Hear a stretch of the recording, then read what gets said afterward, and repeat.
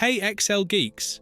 Welcome back to another tutorial on the Excel Geek channel, where we turn you into an Excel pro one step at a time. Today, we're going to show you how to change the default font and font size in Microsoft Excel. So, if you're ready to customize your Excel experience, let's dive right in.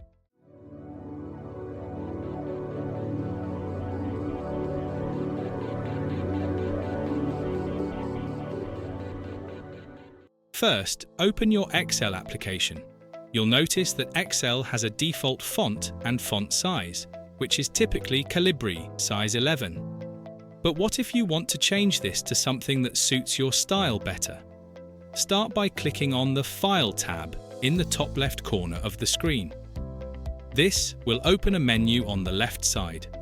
Scroll down and click on Options at the bottom. The Excel Options dialog box will appear.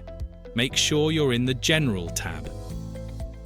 Now, look for the section labelled When Creating New Workbooks. Here, you'll see options for Use this as the default font and Font size. Click on the drop-down menu next to Use this as the default font and select the font you prefer. For this tutorial, I'm choosing Arial. Next, click on the drop-down menu next to Font size and select your desired size.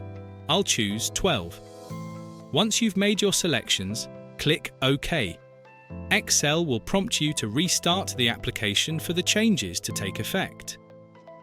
Go ahead and close Excel, then reopen it. Your new default font and font size will be applied to any new workbook you create from now on.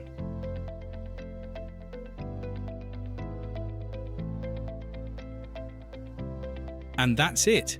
You've successfully changed the default font and font size in Excel. Now, every new workbook you create will reflect your personal style.